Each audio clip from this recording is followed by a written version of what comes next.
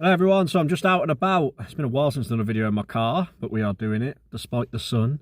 But this is my preview for Wolves versus Brentford in the Premier League. Will we finally get that first win, that long-awaited Premier League win this season? 2 draws, 14 losses, and we're coming up against fellow strugglers at the moment, Brentford.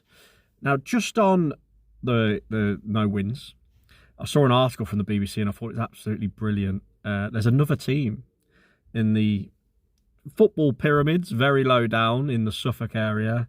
Is it Brantford? I hope I'm not butchering their team there, but Brantford, who are in step 8 or tier 8 of the English football pyramid. They've also drew 2 and lost the rest. They have played 22 games and have a minus 51 goal difference, but in the article their chairman did say, it's nice to know they're not the only ones, and they take a bit of comfort knowing that a team like Wolves can be doing the same as them, despite the levels being so different.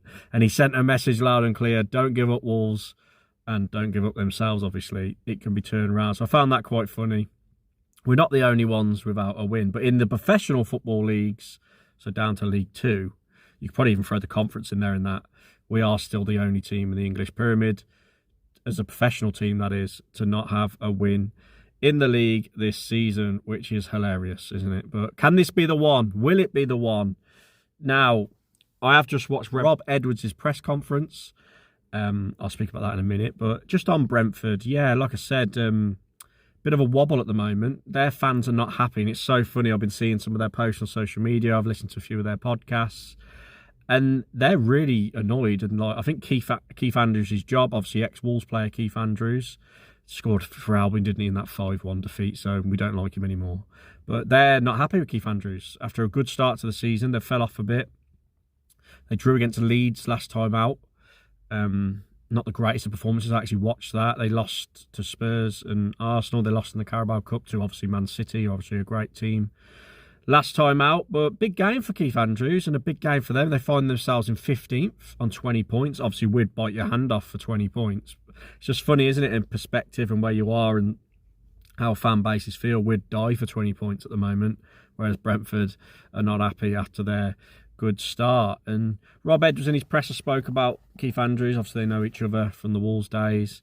He spoke about some injury news, which basically Yersin's out suspended.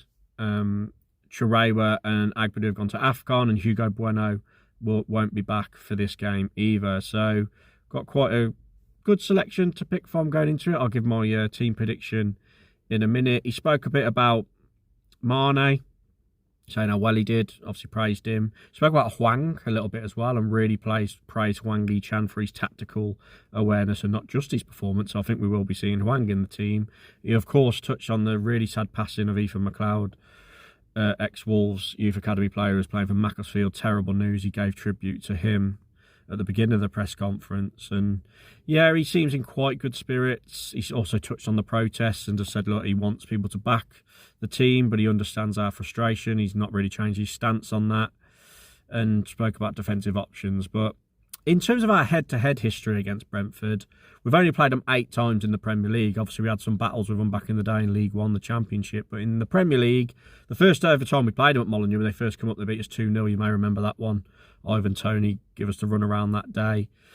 We haven't beat them in the last 3 in the league. We drew 1-1 at the end of last season at Molineux. We lost the 2 games to them previously in the season before that. And yeah, so it's very even. We've won 3, they've won 3, and there's been 2 draws in Premier League history versus Brentford. So let's get on to the starting team that could happen in this game. Now, I'm just going to go straight in for what I think Rob Edwards will do. And it does differ to what I'd want to see, but this is what I think he's going to do. So I think he will stick with, or can he, because of personnel, actually.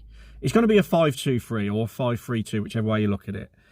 And because, obviously, of personnel, and particularly Agbadu being a big one, not being available, I think he's going to go with Johnson in goal. I think he might have to switch Doherty into the right centre-back role because of personnel. So I think it'd be Chachua, Doherty right centre-back. Yeah, with Krejci in the middle. Totti left centre-back with Muller-Wolf left wing-back. In midfield, Obviously João Gomez and Andre. Weird. I think he's actually going to go with John Arias, Hwang and Strand Larsen. I don't want it to be that. You all know my feelings. But that's what I think it'll be. John Arias maybe just in front of Gomez and Andre with Hwang and Tolu up there. Hwang and Tolu, sorry, not Hwang and Tolu. Hwang and Strand Larsen actually did okay first half. Especially Hwang was probably a bit better.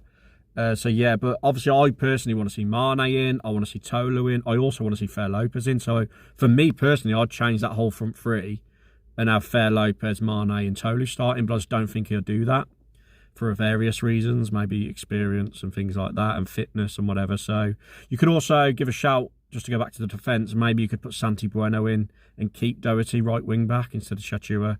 There's another little difference it could be, because I think Santi was harshly dropped in the first place. But comment your thoughts down below on the team, what you think he'll do.